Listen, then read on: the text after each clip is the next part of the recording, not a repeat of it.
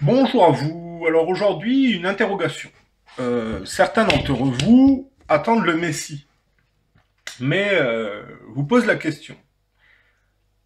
Est-ce que le Messie était connu du temps de son vivant? Parce que la vérité, c'est que le christianisme, le Christ ne l'a pas connu. L'héritage du Christ a mis une bonne centaine d'années, voire plus, à prendre de l'ampleur. C'est-à-dire que les gens n'ont pas vu, si vous voulez, le phénomène christique à l'époque du Christ. Par phénomène d'inertie, l'enseignement du Christ a commencé à se propager et par effet boule de neige à prendre, puis à se répandre dans le monde. Mais enfin, à l'époque du Christ, le christianisme n'existait pas. Les chrétiens, on les jetait, si vous voulez, dans la fosse aux lions, à l'époque des Romains. Donc les gens, à mon avis, qui aujourd'hui attendent le Messie, comme s'il suffisait qu'une personne arrive et que tout change d'un coup, si vous voulez, n'ont peut-être pas la bonne perception de ce qu'est un phénomène prophétique, euh, de messager de la parole divine et de ce genre de choses. Ça met toujours du temps à percuter, si vous voulez. Euh,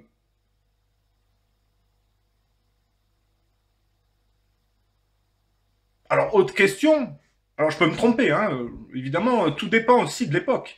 Peut-être que les mentalités, à certaines époques, prenaient beaucoup de temps, si vous voulez, à, à assimiler les préceptes. Peut-être qu'aujourd'hui, dans une époque où les gens sont plus vifs, plus... Alors, le phénomène peut peut-être avoir un impact différent selon l'époque. Peut-être que dans les anciens temps, les mentalités mettaient plus de temps à imprimer, si vous voulez, le message. Et peut-être qu'aujourd'hui, dans une époque d'accélération où les gens sont très intelligents, si vous voulez, peut-être qu'ils comprennent plus vite et qu'ils assimilent peut-être, ils ont peut-être ce qu'il faut pour assimiler plus vite. Et puis donc, je vous pose aussi une autre question. Si le Christ n'avait pas été crucifié, est-ce que vous auriez entendu parler du Christ? Est-ce qu'il aurait pu transmettre son enseignement? En réalité, il y a des gens, on entend dire, oui, le Christ, bon, c'est un type, à l'époque, il est arrivé, puis il a voulu dénoncer les impostures et on l'a tué, si vous voulez. Hein, c'est-à-dire, il ne croit pas au phénomène de résurrection, il croit que c'est une fable, si vous voulez, avec un type, finalement, qui a fini par se faire tuer, quoi. Voilà. Les gens matérialistes ne peuvent pas saisir l'idée selon laquelle le Christ avait totalement, si vous voulez, anticipé la réaction que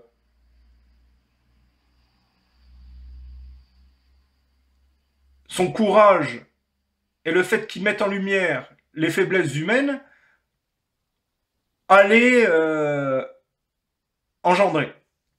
C'est-à-dire qu'il s'est servi, si vous voulez, de la faiblesse humaine et donc de sa mort pour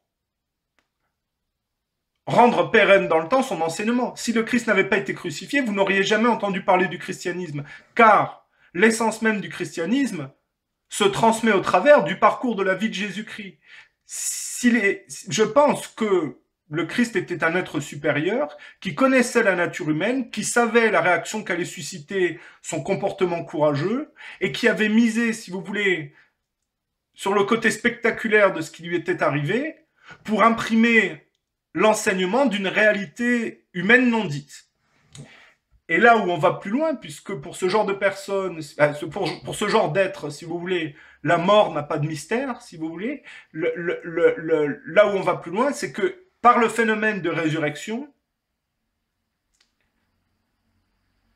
il parachève, si vous voulez, son parcours en expliquant la conclusion, si vous voulez,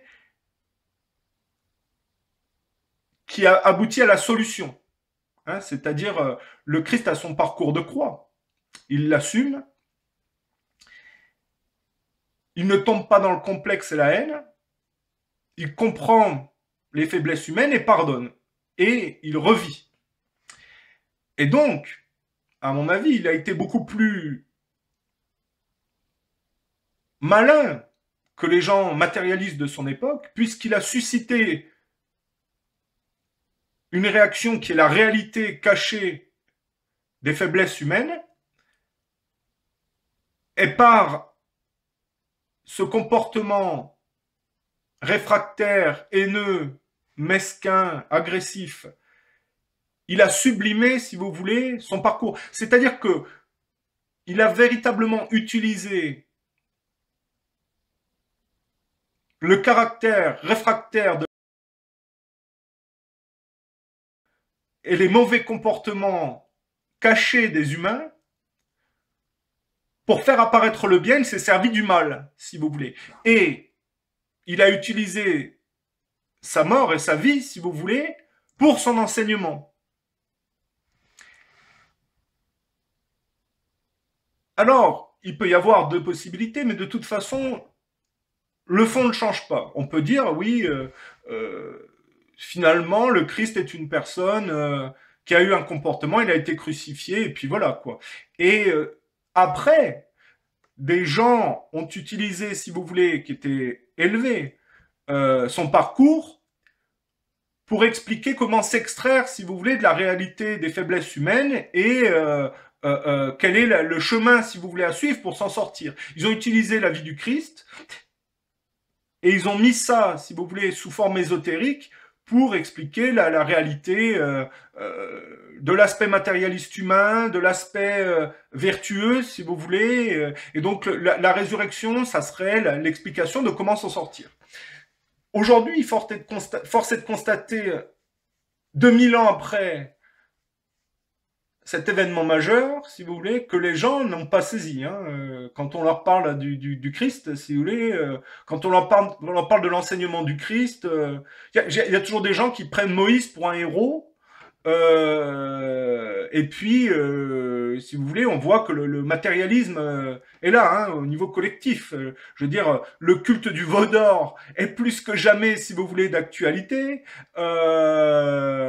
Voilà, quoi. Hein, on peut pas dire que les marchands du temple n'ont pas de poids aujourd'hui. Hein. Mais par contre, là où le Christ est fort, c'est que tout le monde, à un moment donné, sait ce que c'est que la charité. Tout le monde a de la compassion. Tout le monde, quand quelqu'un tombe dans la rue, c'est la vérité. Hein. On peut dire oui, c'est pas vrai, les gens sont égoïstes. Il y a toujours, aujourd'hui, la faculté chez l'homme d'aller aider son prochain. Et il y a chez l'homme la faculté d'avoir organisé des règles morales en fonction des préceptes que les prophètes de chaque religion ont transmis, si vous voulez, pour que la cohésion sociale se fasse mieux et sur des bases plus saines. Hein, dans le sens de l'évolution. Donc évidemment que quand on regarde l'héritage du Christ, c'est lui qui a gagné, parce que ces notions sont présentes en chacun, si vous voulez. Selon la période, les gens sont plus ou moins matérialistes et oublient. Mais il faut savoir que chacun est le Christ, chacun est Judas, chacun est Satan, chacun est les marchands du temple, et chacun représente aussi un apôtre. Car il y a en chacun la volonté d'aller vers la vérité en contradiction avec les mensonges, et il y a une partie en chacun réfractaire à la vérité. Tout est question de savoir quelle est la proportion en vous qui fait basculer votre personnalité du bon côté ou du mauvais côté. Hein? Il n'y a pas de Christ complet chez les gens, c'est très rare, bien que l'état christique ait déjà été, si vous voulez, Saint Antoine par exemple, est un saint chrétien qui est arrivé si vous voulez, aux révélations christiques par un parcours personnel qui est beaucoup plus compliqué. Mais c'est possible, si vous voulez. Mais aujourd'hui, le Christ, les gens ne peuvent pas être complètement le Christ ou complètement Satan. Il y a, si vous voulez, une propension. Tout est la question de savoir, est-ce qu'on arrive à être le Fils de Dieu complètement, ou est-ce qu'on est matérialiste complètement et on est le diable, si vous voulez. Et on voit bien que les gens sont dans une lutte à ce niveau-là. À niveau collectif, quand les gens sont matérialistes, on va parler du Dajjal, de l'arrivée d'un être, si vous voulez, qui symbolise le point culminant d'une mentalité. Et puis, comme c'est pas viable, ben, il y a une alternance. Et celui qui incarne le contraire apparaît, les impostures sont démasquées, et l'humanité repart sur de nouvelles bases, si vous voulez.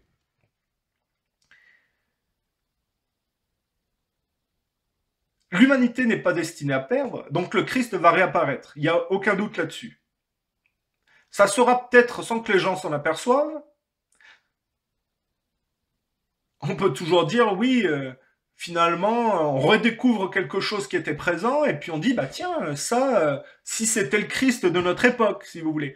Et le mouvement prend. Mais ça se fait comme à l'époque du Christ, ça s'est pas fait en un claquement de doigts. Le Christ n'a pas connu, si vous voulez, l'ère de propagation du christianisme. Il a vécu sa vie, il a laissé son enseignement, et les gens ont assimilé progressivement jusqu'à ce que le christianisme se répande.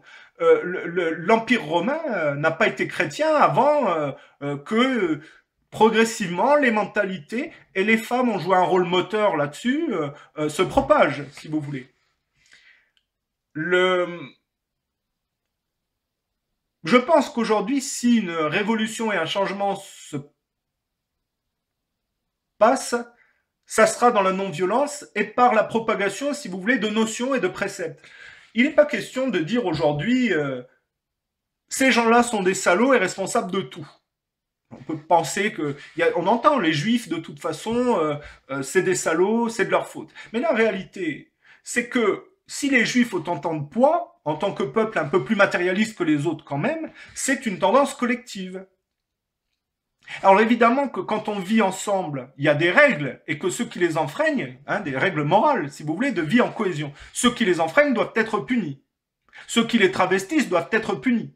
Bon, il y a des prisons, hein, et il y a des amendes, si vous voulez, hein, c'est la loi. On n'est plus à l'époque de la peine de mort et de la vengeance physique, si vous voulez. Mais quand vous prenez une âme juive, elle a beau être enfermée dans un matérialisme plus prononcé, à cause de rites, à cause de préceptes, si vous voulez. L'âme humaine est toujours présente. Le fait est que, chez certaines personnes, le fait d'avoir plus trinqué, d'avoir des casseroles, ou d'avoir une culture qui se prête plus au matérialisme, fait que l'accession à l'âme, pour voir l'âme, c'est plus compliqué. Mais elle est présente chez chaque humain, si vous voulez. C'est l'ego narcissique, parce qu'il y a des souffrances, il y a des casseroles, il y a, si vous voulez, une faiblesse, si vous voulez, qui bloque l'expression profonde de l'âme. Mais chaque humain a des préceptes de bien et a la possibilité de raisonner avec le bien. Le tout est qu'il y a des gens, il faut savoir les lire, qui ont un ego et qui ont des blocages, si vous voulez. Et la sagesse consiste non pas à détester les gens ou à les faire détester, mais à mettre en relief des comportements, hein, et à comprendre que les tendances qu'on observe sont la résultante de manifestations collectives. Si vous voulez aujourd'hui que les choses changent, il faut vous remettre en question. On peut dire, par exemple, moi, je supporte plus ces juifs. Mais est-ce que le fait d'être en confrontation avec des juifs, mettons, hein, on va dire, parce que les juifs sont pas tous malhonnêtes, mettons, le fait d'avoir une propension de juifs au sein de culture goy qui profitent de la détresse qu'il organise et qui font les poches de culture en déshérence, bon, il y a des gens qui peuvent dire « Ah, c'est choquant, il faut faire le ménage » ou ce genre de choses. Mais la réalité, c'est que c'est parce que les gens se complaisent dans un aspect qui les met en contact avec des cultures plus superficielles que le phénomène se produit. Donc, il faut qu'il y ait un changement collectif de mentalité, si vous voulez. C'est en se remettant en cause qu'on règle d'abord le problème. Car on est toujours confronté à une partie de soi-même quand on n'a pas fait le travail correctement, si vous voulez. La question, c'est de savoir quelle est la partie matérialiste en vous que vous n'avez pas résolue et qui vous met en état de vous faire les poches par... vous vous faites voler par un type. Il faut vous poser la question, qu'est-ce qui, dans mon comportement, fait que un type arrive à me voler. Évidemment, il faut punir le voleur, si vous voulez. Mais on n'est jamais confronté qu'à une partie de soi-même. Voilà.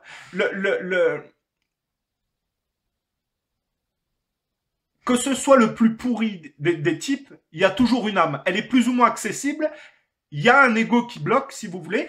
C'est pas facile pour les gens qui sont le plus profondément atteints, si vous voulez. Pour les gens les plus profondément matérialistes et les plus malsains, si vous voulez, viciés parce que il y a une histoire, il faut pas croire que tous les mauvais actes qu'on a faits ne peuvent pas être contrebalancés par des bons actes. Il y a des pédophiles qui dénoncent ce qu'ils ont fait et qui essayent de dénoncer les réseaux qu'ils connaissent bien, si vous voulez. Et leur comportement peut sauver des gamins. Et progressivement, si vous voulez, les ordures peuvent mettre en place des actions qui les rachètent, hein, et qui progressent. Alors, il faut assumer son karma, si vous voulez, mais c'est aussi le propre de la comment dire, de la responsabilité et de la maturité. Hein.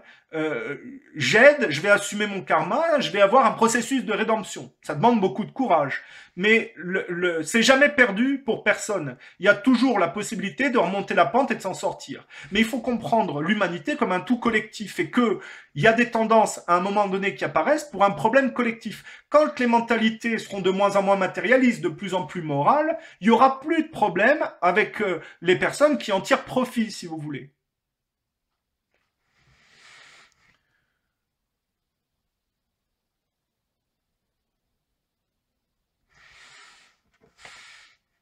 Maintenant, il faut que les gens fassent preuve de courage. J'ai jamais dit il fallait se laisser marcher sur les pieds et qu'il fallait rester sans rien faire. Il faut être fort, défendre ses droits, mais il faut jamais oublier de se remettre en cause et de travailler, si vous voulez, à ce qui fait que vous n'avez plus à être en relation avec des gens qui tirent profit de vos faiblesses.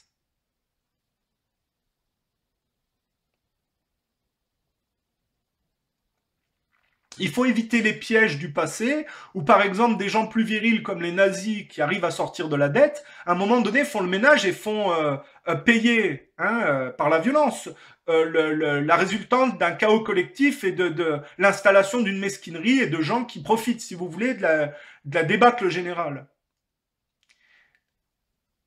C'est-à-dire qu'il faut avoir la virilité nazie sans la violence et sans l'intention dominatrice pour être capable de faire le ménage déjà chez soi-même, puis après à l'extérieur, et assainir, si vous voulez. C'est-à-dire que s'il y avait une révolution christique aujourd'hui, elle se passerait pas comme avant, elle passerait par un changement de mentalité, par la non-violence progressive.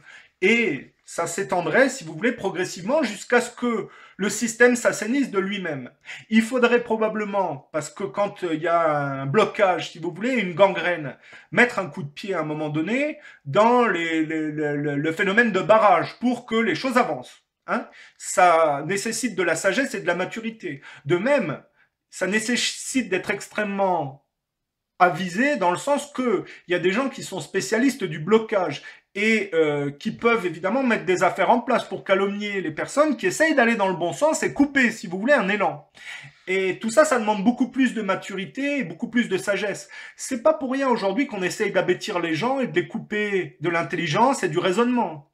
Hein. C'est-à-dire qu'on va essayer de les rendre stupides pour progressivement les couper de leur âme et les bloquer définitivement dans un matérialisme de soumission. Hein. Et il y a des gens dont c'est la spécialité, qui sont totalement matérialistes et qui essayent d'attirer les gens vers ça. Et il faut être plus fort, tout simplement. Et la maturité et la non-violence christique est beaucoup plus forte que la violence de réaction nazie, par exemple. Il faut être ferme, c'est nécessaire. Il faut défendre ses droits, il faut se battre. Il ne faut pas se laisser marcher sur les pieds. Et plus vous osez, plus vous découvrez des choses et plus vous acquérez de choses. Mais il faut avoir la lucidité de pas, si vous voulez, saper son élan positif en tombant du côté, si vous voulez, vengeance au-delà de la nécessaire par la violence, si vous voulez. La vengeance n'est pas une option, c'est la justice l'option. Hein. On ne peut pas avoir un système pérenne qui se base sur le meurtre. Hein. C'est une réalité. On ne peut pas se prétendre chrétien, si vous voulez, et avoir dans son parcours des meurtres. Jeanne d'Arc, par exemple, qui se battait au nom du Christ, a décapité un de ses otages, et elle a fini brûlée par les Anglais. C'est, si vous voulez, la contrepartie de ceux qui basculent dans la contre-violence, si vous voulez, qui critiquent. De l'autre côté, évidemment, mais malheureusement, ceux qui se battent avec les armes du malin finissent dans les feux du malin, si vous voulez, dans le feu du malin.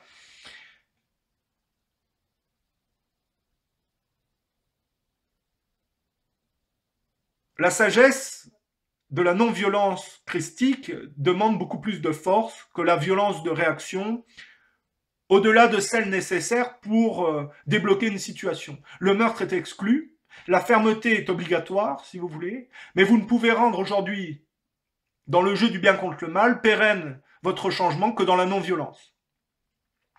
Et ça demande beaucoup de lucidité et de maturité, si vous voulez, de changer. Donc le seul changement, il ne peut se faire que par, progressivement,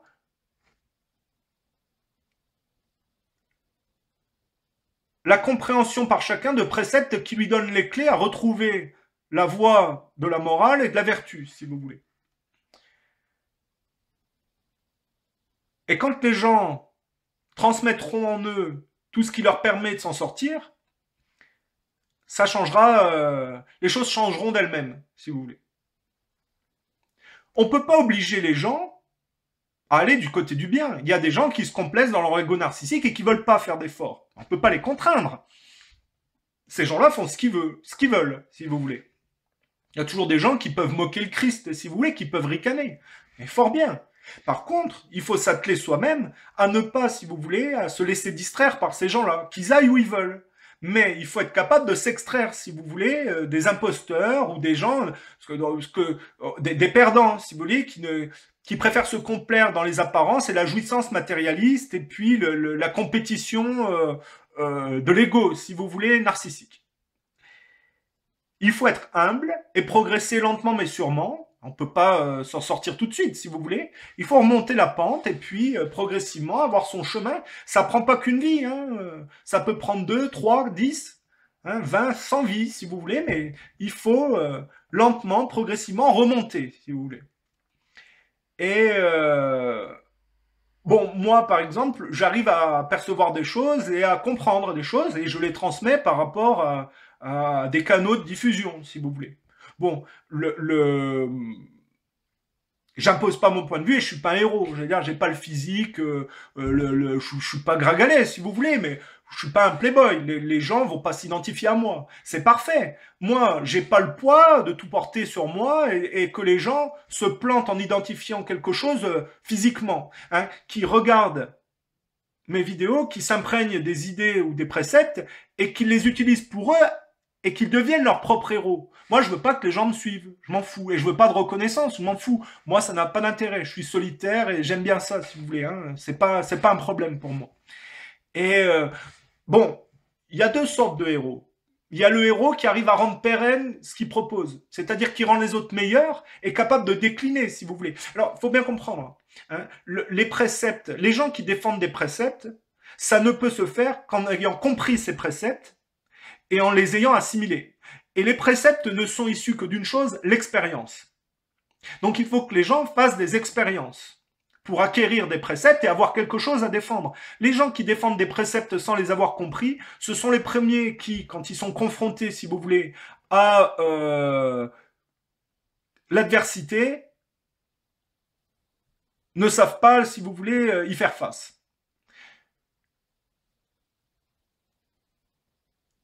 Alors le héros, donc, c'est celui qui rend les autres meilleurs, si vous voulez, qui rend ce qu'il propose pérenne.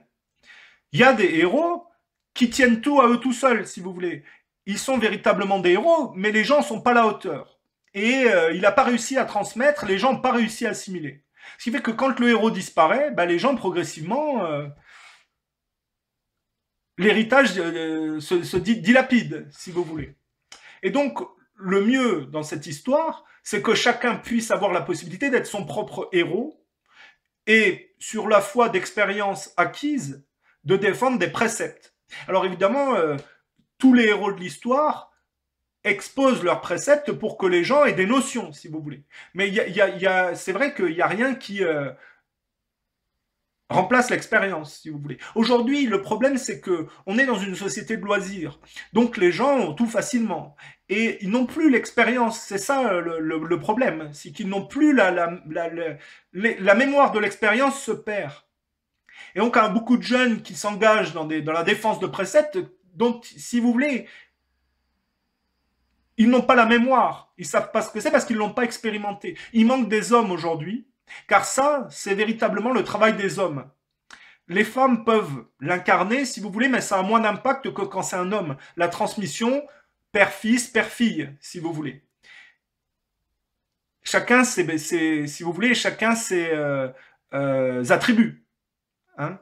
Et la femme a d'autres choses à apporter. Mais ce vecteur de transmission par l'expérience, si vous voulez, c'est le propre de l'homme. Et quand ça se perd, les cultures sont dévirilisées, de moins en moins fortes et de moins en moins droites, si vous voulez. Vous avez bien vu que, en l'absence des pères, les mères sont obligées d'assumer toutes seules et les enfants, elles se font déborder en général et ça peut donner des gamins violents, malsains, qui partent en roue libre. Donc évidemment, quand on veut détruire une culture, on s'en prend déjà aux pères. Hein, et puis évidemment on s'en prend aux vieux avec la transmission, et puis on convertit progressivement les bonnes femmes et on fait travailler les gamins, on les travestit si vous voulez. C'est comme ça que les choses se passent. Donc il faut toujours se méfier de mouvements idéologiques qui remettent en question les hommes, hein, et qui veulent s'y substituer. Il faut se méfier des mouvements qui remettent en question la famille, qui est la base d'une civilisation.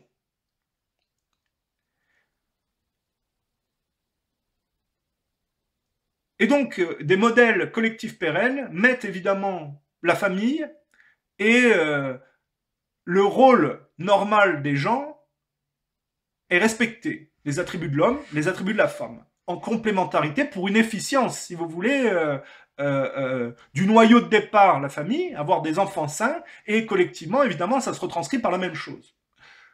Voilà.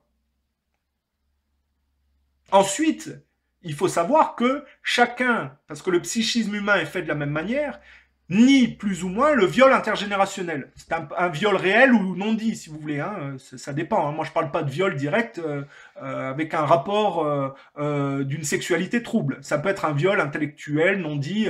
Ça se passe à différents niveaux. Et donc, on nie le viol intergénérationnel et on se réfugie dans le matérialisme de compensation. Et on reproduit en interne ce dont on a été victime, si vous voulez. Et pour les plus atteints, on est bloqué, si vous voulez, dans un rôle narcissique induit par les anciennes générations au-delà de la normale. Voilà.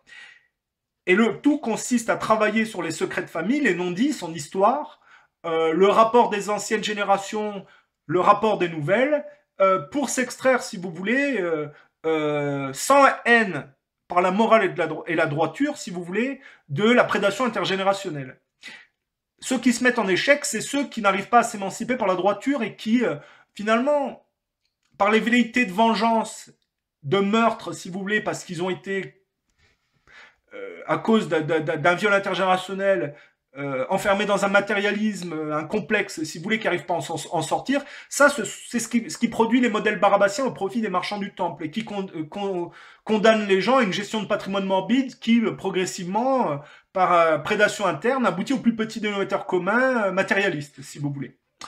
Et quand les gens font pas d'efforts, progressivement, hein, puis ça peut aller d'époque en époque, il y a une chute progressive. Donc il faut travailler sur tous ces aspects-là. Et bon, moi, de ce que je sais, regardez mes vidéos et voyez ce que vous pouvez prendre pour progresser, si vous voulez. Et il y a des gens qui sont plus forts que moi. Hein, j'ai remarqué que ce que j'ai expliqué, moi j'ai vu des gens qui étaient capables de... Alors qu'ils n'avaient pas, de parcours. J'ai expliqué mes vidéos, il y a des gens...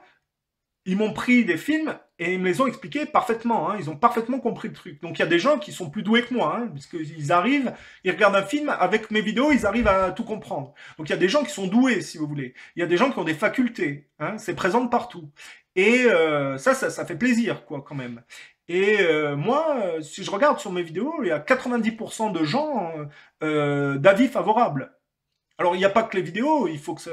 Évidemment, j'ai pas, moi, vocation à être sur YouTube, puisque j'imagine hein, que les crypto-monnaies, YouTube et tout Internet, ça n'est que la suite, si vous voulez, superficialisée de ce que je critique un peu. Alors, je critique pas par la violence. Hein. Dire que vous soyez dans les milieux élitistes et que... C'est le problème des élites, si vous voulez. Il n'y a pas que des ordures chez les élites. C'est qu'il y a l'effet Midas. Parce que les élites sont conscients d'une chose, c'est que les gens du peuple en général, c'est vrai qu'il y a une tendance du peuple à aller du bon côté naturellement malgré ce qu'on peut en dire. Il y a l'hypocrisie populaire qui consiste finalement à se complaire dans un modèle que leur fournissent les élites et à vouloir, si vous voulez, monter dans le haut du panier. Les élites sont pas dupes, si vous voulez. Ils mettent en sorte ils mettent des verrous pour continuer, si vous voulez, à rester au sommet et à pas se faire dégrader. Hein. C'est comme ça que ça se produit, si vous voulez. Mais on l'a vu dans l'assassinat de Kennedy, il y a une propension à aller sur le type qui propose des choses intéressantes. Et c'est là qu'il y a tricherie, si vous voulez, hein, assassinat. Et bon, Kennedy devait avoir quand même quelques faiblesses, sinon ils n'auraient pas pu passer, à mon avis. Il y a quand même une propension du peuple à aller vers Kennedy et pas à aller vers Lyndon B. Johnson, on est bien d'accord.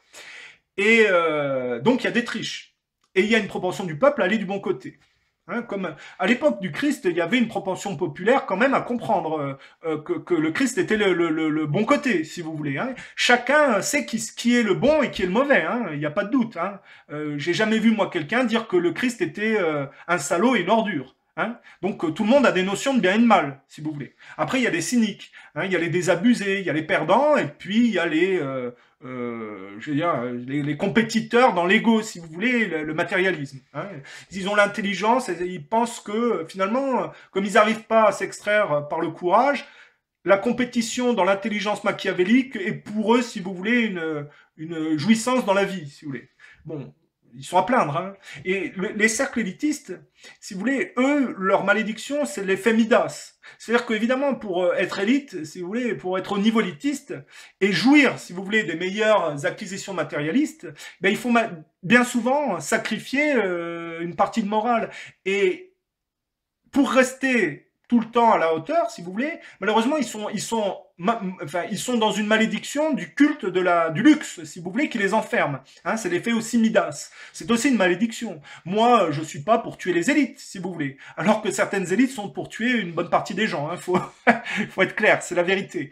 Mais ces gens-là ont aussi leur malédiction, il faut comprendre. L'argent ne rend pas plus moral, plus droit et plus vertueux, hein, on est bien d'accord. C'est aussi une forme de malédiction.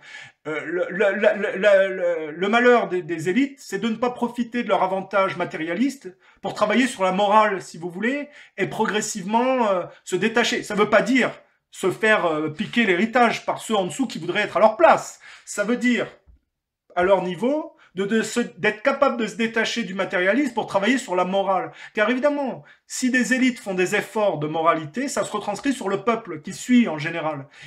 Et évidemment, le peuple est moins sophistiqué dans l'insanité que le culte du luxe prolongé induit, si vous voulez, avec toutes les déviances qu'il y a. Comprenez qu'il y a toujours des gens du peuple pour offrir leurs gamins à des pédophiles malsains. Les pédophiles de chaque parti s'entendent très bien, hein, ils savent se retrouver, si vous voulez. Il ne faut pas être dupe, hein, il n'y a pas il y a une propension chez les gens du peuple à pas être aussi malsain, mais enfin, je veux dire, c'est relatif quand même. Hein. Donc, chacun a la possibilité de changer, si vous voulez. Il ne faut pas que les gens se regardent en chien de fusil, essayent de se massacrer. Aujourd'hui, les gens ont baissé les bras, et c'est vrai qu'il y avait un projet qui se dessinait, et une volonté des élites, si vous voulez, s'ils en avaient la possibilité, de déclencher un conflit pour, si vous voulez, par écran de fumée, maquiller le fait qu'ils sont en constat d'échec et se complaire dans le culte des apparences, si vous voulez. Mais tout ça sont les mauvaises solutions et personne n'en veut, si vous voulez. Ça ne peut profiter qu'à des gens, si vous voulez, qui à leur niveau sont tellement matérialistes qu'ils ne peuvent pas encore développer des sentiments d'empathie. Bon, même pour eux, c'est pas inéluctable. Je veux dire, tout le monde peut progresser, si vous voulez. Vous pouvez prendre le pire des juifs sionistes, le pire des juifs haineux, ça n'est que la manifestation d'un blocage qu'il exprime par il n'arrive pas à se remettre... C'est pas facile. Imaginez que vous êtes circoncis, que vous avez été violé dès le départ, que vous avez toute une culture derrière, si vous voulez. La haine du monde entier n'est que la retranscription de votre propre blocage. Même pour ces gens-là, si vous voulez, il y a une âme. Elle est pas, c'est pas facile à la voir, si vous voulez. Elle n'arrive pas à s'exprimer, mais même chez le plus pourri des humains, ça reste un humain. Il faut le comprendre. Et bon, aujourd'hui, il y a beaucoup de progrès à faire. On ne sait pas soigner les malades. Et on a encore le phénomène de, si vous voulez, Ou aujourd'hui, la nullité collective leur permet, si vous voulez, d'être dans la société, ce qui est des particuliers, ou alors on s'en débarrasse, si vous voulez. Il y a beaucoup de progrès à faire. Hein. C'est-à-dire que le déséquilibre entre le culte de la science et le travail sur la morale, la philosophie et la psychologie, la psychiatrie réelle, c'est-à-dire non dévoyée, il y a vraiment beaucoup de travail et beaucoup de retard à rattraper, si vous voulez. Et sachez qu'il y a des gens pour qui, si vous voulez, le monde matérialiste n'est pas un secret, la vie, la mort n'est pas un secret, si vous voulez, les vies d'avant, les vies d'après, ou les plans subtils ne sont pas un secret. Et ces gens-là, on les voit pas, ils peuvent être parmi nous, mais on est trop matérialiste pour les percevoir. Mais ils sont là. Ce qui veut dire qu'il y a toujours des gens pour aider. Hein, c'est toujours présent, si vous voulez. Le tout est d'être plus ou moins ouvert. Il ne faut pas désespérer et il faut cultiver l'intuition du bien en soi pour en faire, si vous voulez, le socle de son comportement et de sa vie avec les autres. Alors c'est pas facile, puisque bah, évidemment, dans des sociétés de prédateurs, il faut jouer des coudes, mais il faut être plus malin, il faut être plus courageux, il faut opposer à la mesquinerie le contraire. Il faut être fort, il ne faut pas se laisser marcher sur les pieds, mais il faut faire preuve de maturité. Voilà, il faut faire preuve de hauteur. Si vous êtes capable de se dégager. Moi, ce qui m'ennuie, c'est quand j'entends parler des gens de subversion. C'est triste parce que subversion, ça veut dire sous-version. On peut toujours dire faire de la subversion, mais ça, c'est admettre quand même d'être cantonné à une soumission à des gens qu'on critique. Aujourd'hui, la médiocrité fait que les gens devraient être dans la surversion. C'est-à-dire ne plus... à un moment donné, vous n'aimez pas la télé, vous ne la regardez pas, quoi. Parce qu'on peut passer son temps à critiquer la télé. Ben, c'est tellement médiocre, à un moment donné, faut être cohérent. Faut en sortir. Un système est médiocre, et ben vous faites en sorte, si vous voulez, de laisser le système aller avec ses mauvais côtés, vous prenez que le bon côté, si vous voulez. La subversion, c'est suivre des gens qui vont dans le mauvais sens et rester accolés à les critiquer, si vous voulez, sans être capable de prendre de la hauteur là-dessus. Moi, je ne suis pas dans la subversion. Je dis les choses comme je les vois, si vous voulez, je ne me restreins pas. Et je ne fais pas ça pour provoquer. C'est toute la différence. Moi, je vois des comportements, je les critique. Bon, je me mets pas je dis pas complètement tout ce que je vois parce que c'est vrai que ça pourrait être compliqué quand même. Mais je fais le minimum. Mais je fais pas de la subversion. Mon but c'est pas de choquer, si vous voulez. Moi, je déteste personne. Hein, que vous prenez les juifs sionistes ou les gens de l'État. Moi, si vous voulez, même si j'ai subi 2-3 choses, je veux dire, bon, je suis pas une victime. Vous voyez ce que je veux dire? Et je veux pas faire de la subversion. Hein, ce qui m'intéresse, c'est de dire la vérité. La vérité n'est pas subversive. La vérité, aujourd'hui, hein, quand on critique un système, c'est de la surversion. Donc, soyez courageux, ne désespérez pas et soyez humbles. Ne pensez pas que les choses arrivent en claquant d'un doigt, qu'un type arrive et que ça y est, le Christ est là, tout va changer. À l'époque du Christ, les gens l'ont même pas vu pour la plupart. Hein. Il faut essayer de trouver, si vous voulez, patiemment, la part en soi qui vous connecte au bien et qui vous amène à vous élever. Voilà. Et il faut être humble, il faut être patient et il faut progresser lentement mais sûrement.